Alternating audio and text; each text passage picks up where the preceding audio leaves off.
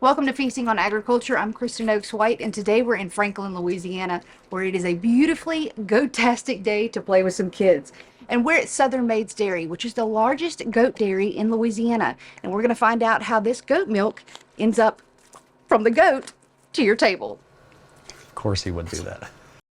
Feasting on Agriculture is brought to you by the Louisiana Crawfish Promotion and Research Board, Louisiana Crawfish, ask before you eat, and by the Louisiana Beef Industry Council, beef, it's what's for dinner, and by the Louisiana Rice Promotion Board, think rice. My wife and I began our dairy about 9 years ago as we got ready to have kids, and I bought her 3 goats and a billy for our anniversary. And 9 years later, we now own the state's largest goat dairy. Our biggest thing was to start with good fresh milk, which is the closest thing to human breast milk, and then give our kids something really good, and then it just kept growing and going from there. So did she like the 3 goats as an anniversary gift? It's kind of a point of contention sometimes. We've turned it into something that we love to do, and it's neat too because our passion still, even though my children are older, I have an 8-year-old, a 6-year-old, and a 13-month-old, and they all still drink milk. We still to this day have moms and people who are working on, they want stuff for their kids and they want it as fresh as can be. If I get a phone call from a mom who is crying, her kid can't drink milk, they're colicky, they can't process it, can't break down the sugar, whatever, I'd like rush to those ladies and that's how we started. So is there no lactose in No, their there milk? is lactose, but that sugar molecule in goat's milk is, number one, is the closest thing to human breast milk, but it's a lot smaller. So it's a little bit easier for the body to process. This is our dry pen. And so all of our yearlings are our dry girls. It's kind of our ladies in waiting kind of thing. Yeah. And there's probably about 40 or so in here between the 2 pens, but they stay out of the dairy barn. They're not in our way. We can feed them separately because they're on a completely different diet without being in milk. Oh, you are so pretty. You are so pretty. What is your name? What is your name? Viola. Okay, so you mentioned that you've got a degree in criminal justice. Mm-hmm. You also drove a truck.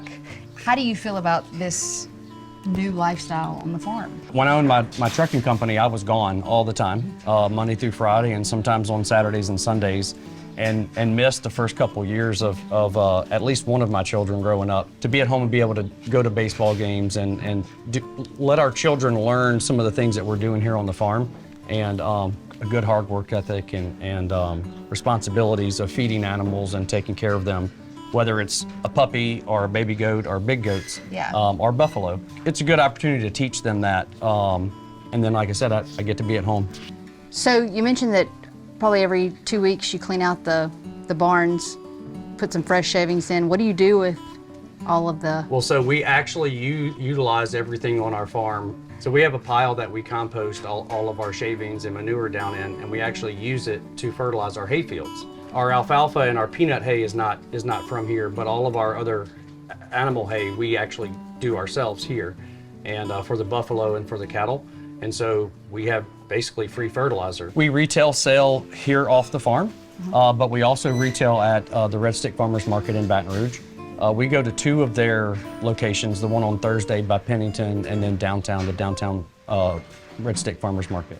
What is the one thing that you want, if it's somebody who's never bought your product before or stops and visits you at the farmer's market, what is the one thing that you want them to know about the product that you're selling to them? Well, at the end of the day, it's how fresh it is, how beneficial it can be.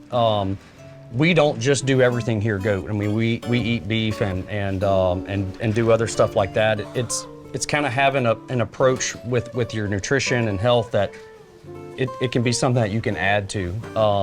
Whether it's a pound or 2 of goat meat or a half gallon of milk. Mm-hmm. Some people will ultimately change kind of some of their nutrition and what they're doing. My biggest thing is come try it. Just try it and then kind of make that decision.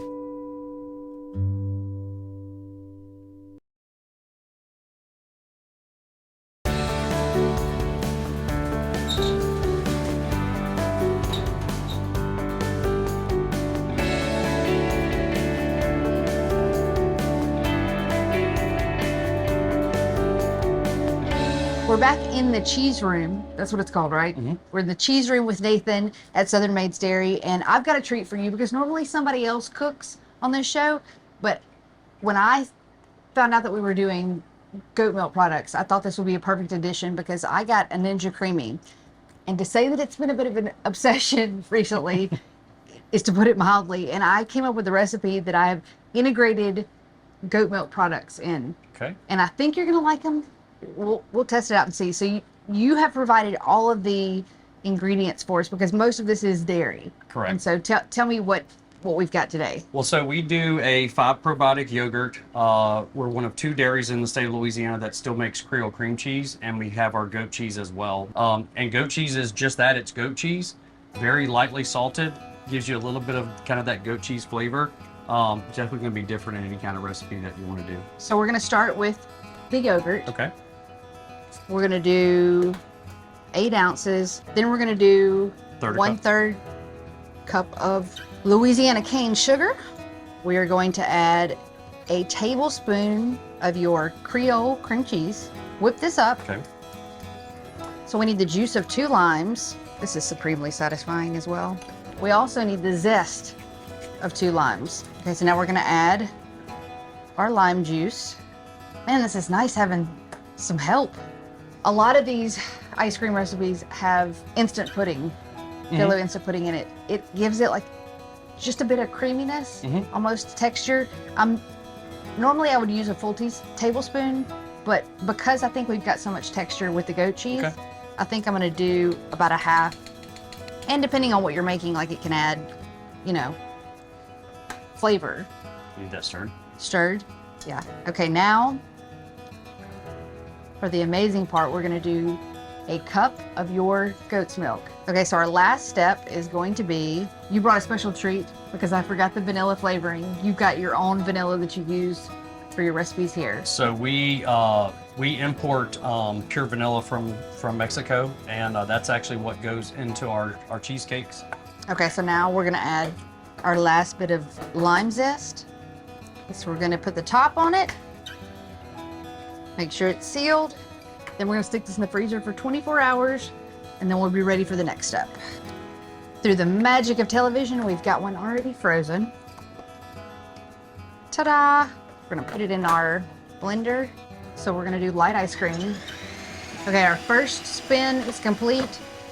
Usually it takes a few because I'm gonna bet when I open it up, it's gonna be crumbly, a lot like feta cheese. So what we're gonna do is add just a touch more milk, and then we're gonna re-spin it. Our second spin is complete. Now we're going to dig a little tunnel in the middle and add our graham cracker. Now it's time for the judgment. Ta-da! Okay, so the proof is in the pudding or the ice cream, so we'll taste test. So our favorite thing to do at the end of a long, hard day is enjoy some of our goat cheese cheesecake. That's also made with our chef and our Creole cream cheese. Oh my goodness. Lay it down. Lord, that's good. Nathan, thank you so much for welcoming us out here today. Everything is beautiful that you're doing out here. Your products are amazing. I cannot wait to take some of it home with me. If you want to learn where you can find Southern Maids Dairy products, you can find a link on our website at twilatv.org, and we're also going to link you a recipe for the ice cream that we made as well. Until next time, we'll see you feasting on agriculture. Feasting on Agriculture was brought to you by the Louisiana Crawfish Promotion and Research Board, Louisiana Crawfish, ask before you eat, and by the Louisiana Beef Industry Council, Beef, it's what's for dinner, and by the Louisiana Rice Promotion Board, think rice. That looked like a fun day, Kristen. Now the question is, since you and Landon have a little land around there in Natchez, when are you going to get the goats? It is my goal in life after being there Monday to have a goat because they are such funny, intelligent, generally pretty clean creatures. I've had a deer, so it's almost the same thing. Not much difference, and you'll have the entire Oaks White petting zoo / agritourism spot. Yes, and I want to get one to breed so that we can get some milk and baby goats, but I have to get Mr. White on board, and he is not currently We'll work on that. the ship, yeah. We'll work on that.